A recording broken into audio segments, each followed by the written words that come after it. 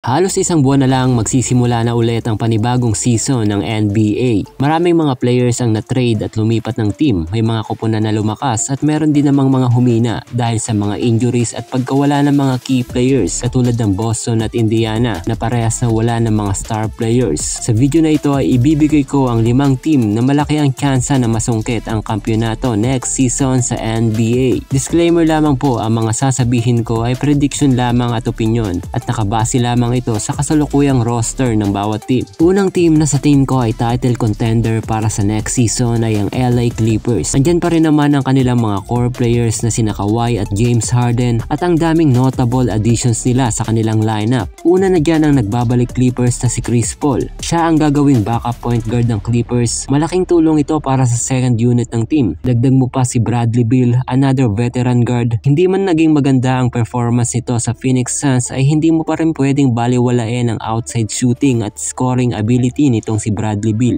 Another key additions ng Clippers ngayong off-season ay ang kanilang mga bigs. Andyan ang athletic center forward na si John Collins at si Brook Lopez na may tira sa labas at magaling na rim protector. Tapos may Zuba ka pa na 7-footer. Talagang magiging napakalakas na team itong Clippers next season. Sunod na team na sa tingin ko ay magiging title contender next season ay ang New York Knicks. Buo pa rin naman ang kanilang core players na sina Jalen Brunson, Karl Anthony Towns, OG Anunoby, Mikal Bridges at Josh Hart. Plus solid ang mga nadagdag sa kanilang roster. Andyan si Kabayan, Jordan Clarkson na maaasahan pagdating sa bench scoring, si Yabusele na solid na 3-and-D player at ang veteran guard na si Malcolm Brogdon na malaki ang maitutulong pagdating sa playoffs. At kung titignan natin ay napakaluwang ng competition ngayon sa East. Sobrang downgrade ngayon ng roster ng Boston. Nawala si Porzingis at Holiday. Plus injury pa si Tatum. Ganun din ang team ng Indiana na naging tinik sa Knicks last playoffs para makatawid papuntang NBA Finals na ngayon ay sobrang humina ng lineup. Nawala sa kanila si Miles Turner at injury din ang kanilang star player na si Tyrese Haliburton kaya napakalaking opening nito para sa Knicks para makapag-compete para sa championship. Sunod na team na magiging title contender next season ay ang team ng Houston Rockets. Talagang totally upgraded ang roster ngayon ng Rockets which is obviously dahil nakuha nila si Kevin Durant. Last playoffs, big factor kaya natalo ng Golden State ang Rockets sa first round ay dahil sa inconsistency ng young star nila na si Jalen Green. Ngayong meron na silang KD ay hindi na nila poproblemahin ang scoring. Isang veteranong consistent na elite scorer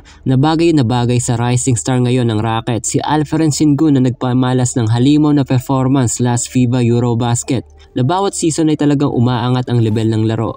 Ganon din si Amen Thompson na napakaganda ng nilaro last season. Isang athletic forward na maaasahan sa opensa at depensa. Plus meron ka pang Jabari Smith Jr. na sobrang laki ng in-improve ng outside shooting. Kaya hindi malabo na malayo ang mararating ng team na to next season. Sumunod na team na maaaring maging title contender next season ay ang Denver Nuggets. Andyan pa rin naman ang duo ni Jokic at Murray at ang mga key players na sina Aaron Gordon at Christian Brown. Nawala man sa lineup si Michael Porter Jr. pero grabe naman ang ipinalit ng mga shooter. Andyan sina Cameron Johnson, Tim Hardaway at Bruce Brown. Obviously, kumuha sila ng mga players na magko-complement sa playing style ni Jokic. Kumuha sila ng mga elite shooters dahil alam naman natin kung gaano kagaling mamasa si Joker. Masasabi natin na talagang lumakas ang team ng Denver ngayon dahil sa nawala si Porter Jr. na inconsistent na shooter, si Westbrook na prone sa turnover, at pinalitan ng mga solid na role players kaya sa tingin ko ay babalik na ang Denver sa pagiging title contender next season. Last but not the least, sa tingin ko OKC pa rin talaga ang team to beat next season. Halos wala silang binago sa roster nila. Pangungunahan pa rin ni SGA, Jalen Williams, Chet Holmgren ang kampanya nila next season. Dahil wala nga binago sa lineup nila, masisigurado natin na mataas pa rin ang moral at chemistry ng team. Expect natin na mas tataas pa ang level at kalidad ng laro ng Thunder. Last season, dinomina nila ang regular season na merong 68 wins at 14 losses record. Nakuha ni SGA ang season at finals MVP.